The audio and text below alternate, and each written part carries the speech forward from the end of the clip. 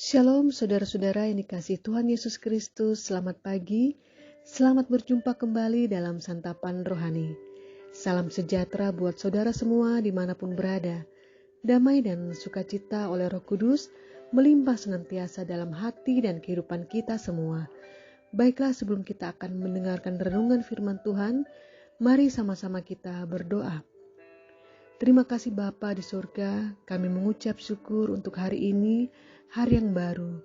Terima kasih untuk kekuatan, kesehatan, dan segala berkat Tuhan. Kami boleh bangun kembali, kami bernafas dan diizinkan Tuhan untuk hidup. Semua ini karena ada maksud Tuhan dan rencana Tuhan yang baik bagi kami. Saat ini Bapa, kami mau mendengarkan sabda firman-Mu kembali. Urapilah setiap kami, berikanlah kami pengertian dan pemahaman agar kami dapat memahami akan kehendak-Mu dalam kehidupan kami. Terima kasih Tuhan Yesus, di dalam nama-Mu yang kudus kami berdoa. Haleluya. Amin.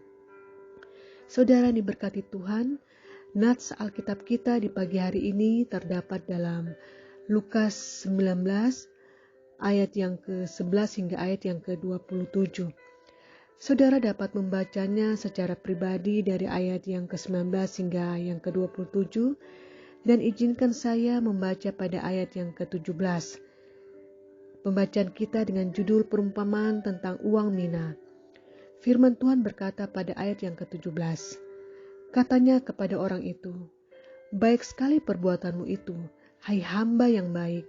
Engkau telah setia dalam perkara kecil, karena itu terimalah atas 10 kota."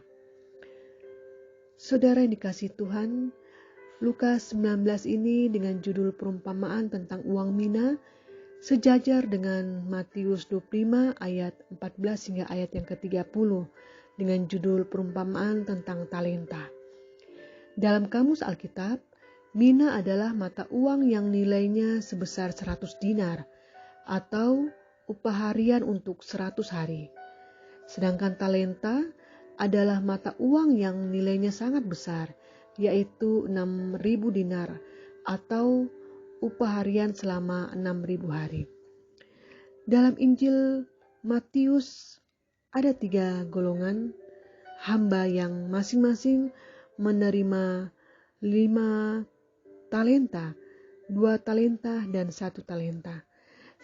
Sedangkan dalam pembacaan kita di Injil Lukas ini sama, ada 3 golongan hamba juga, tetapi yang masing-masing menerima 10 mina, 5 mina dan 1 mina. Masing-masing golongan atau kelompok ternyata ada yang menerima banyak, ada yang sedang, dan ada yang sedikit. Nah, apakah Tuhan itu tidak adil? Mengapa ada perbedaan status, sosial, keturunan, kekuasaan, dan sebagainya? Bukankah lebih baik kalau semua hamba itu menerima hak yang sama?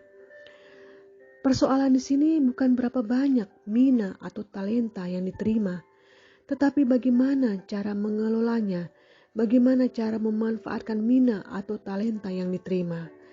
Hamba yang berhasil melipat gandakan menjadi 10 talenta atau 5 ternyata mendapat pujian yang sama. Apa yang dipuji? Ternyata bukan hasilnya, bukan kesuksesannya, melainkan kesetiaan dan ketekunannya. Saudara yang berkati dalam Tuhan, dalam hal mina atau talenta, mungkin setiap orang kita berbeda. Tetapi kesetiaan atau ketekunan kita itu harus sama. Jangan kita mengira bahwa yang terima banyak itu pasti setia. Belum tentu. Soal kesetiaan itu adalah soal hati. Bisa saja hamba yang terima sedikit, tetapi punya kesetiaan, punya ketekunan, dan punya penyerahan diri yang lebih besar. Nah, setelah hamba-hamba ini berhasil menerima mina atau talenta, apakah mereka cukup sampai di situ saja? Ternyata mereka diberikan tanggung jawab yang lebih besar lagi, yaitu bekerja lebih keras lagi dalam melayani Tuhan. Bagaimana dengan hamba yang tidak berbuat apa-apa? Dikatakan pada ayat yang ke-20 dan 21, dan hamba yang ketiga datang dan berkata, "Tuan, inilah mina. Tuan, aku telah menyimpannya dalam sapu tangan. Sebab aku tahu akan Tuhan, aku takut akan Tuhan, karena Tuhan adalah manusia yang keras. Tuhan mengambil apa yang tidak pernah Tuhan taruh, dan Tuhan menuai apa yang tidak Tuhan tabur. Nah, saudara yang berkati Tuhan, mestinya dia sadar dan meminta ampun, lalu memohon sedikit waktu lagi untuk mengembangkan mina atau talentanya. Tetapi ini dia tidak berbuat apa-apa. Beda dengan mereka yang bekerja keras, mereka mempersembahkan hasil yang berkenan kepada tuannya dan mengembangkan mina atau talentanya itu. Nah, saudara yang berkati Tuhan, apa yang dimaksud dengan mina atau talenta? Mina atau talenta ini mempunyai arti yang sangat luas. Kita akan melihat beberapa saja. Misalnya, yang pertama, mina atau talenta ini bisa diartikan dengan kesempatan. Ada dari kita semua yang diberi umur 10 tahun, 50 tahun, 70 tahun, dan seterusnya. Tetapi tidak jadi soal berapa umur kita. Yang dipersoalkan adalah bagaimana kita memanfaatkan talenta atau mina itu sesuai dengan kehendak Tuhan. Karena ada yang diberi umur panjang, tetapi disalahgunakan.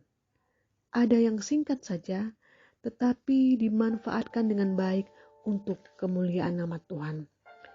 Nah, yang kedua, mina atau talenta juga berarti keahlian. Misalnya, ada yang punya suara bagus di paduan suara gereja, tetapi kurang setia dalam latihan bersama di gereja. Mungkin dia pikir paduan suara gereja membutuhkan suaranya, sebab kalau tidak ada dia, paduan suara gereja jadi tidak baik atau pincang. Dia lupa puji-pujian itu untuk Tuhan, bukan untuk memuji manusia. Nah, saudara yang berkati dalam Tuhan, Tuhan tidak mengukur seseorang menurut keindahan suaranya, tetapi melainkan kesetiaannya, ketekunannya. Tuhan mengendaki karakter kita sesuai dengan pekerjaan kita. Jangan pekerjaannya baik, tetapi karakter kita tidak baik. Nah, yang ketiga, mina atau talenta juga menunjuk kepada firman. Ada yang menerima banyak, ada juga yang sedikit. Tetapi bukan banyak atau sedikit, tetapi berapa banyak firman itu menjadi nyata dalam kehidupan.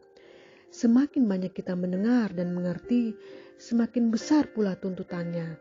Dan firman itu sendiri akan menjadi hakim di akhir zaman. Itu kita bisa lihat dalam Yohanes 12 ayat 47 hingga ayat yang ke-48. Nah, saudara yang berkati Tuhan, jadilah kita seperti yang Tuhan kehendaki, yaitu menjadi seorang hamba yang baik dan setia dalam kita melakukan mina atau talenta yang sudah Tuhan berikan kepada kita. Kita setia sampai akhir, sampai Tuhan datang kali yang kedua, sehingga dia mendapati kita adalah menjadi anak-anaknya yang taat dan setia kepada firman-Nya. Tuhan Yesus memberkati kita semua. Amin. Mari kita berdoa. Terima kasih Bapa untuk firman-Mu di pagi hari ini. Kami boleh bersama-sama belajar dan kami boleh disegarkan kembali. Biarlah Bapa dalam kehidupan kami, apa yang sudah Engkau berikan bagi kami, talenta maupun mina, itu kami boleh lakukan dalam kehidupan kami sehari-hari dengan taat dan setia kepadamu. Terima kasih Bapa, Engkau mampukan kami lewat tuntunan Roh Kudus, agar dimanapun kami berada, kami boleh menjadi berkat bagi orang banyak. Dalam nama Tuhan Yesus Kristus, kami sudah berdoa dan mengucap syukur. Haleluya. Amin. Puji nama Tuhan, saudara yang dikasihi dalam Tuhan. Sampai jumpa dalam renungan santapan rohani berikutnya. Kiranya Tuhan Yesus senantiasa memberkati kita dalam aktivitas kita di sepanjang hari ini. Shalom, selamat pagi, Tuhan Yesus memberkati.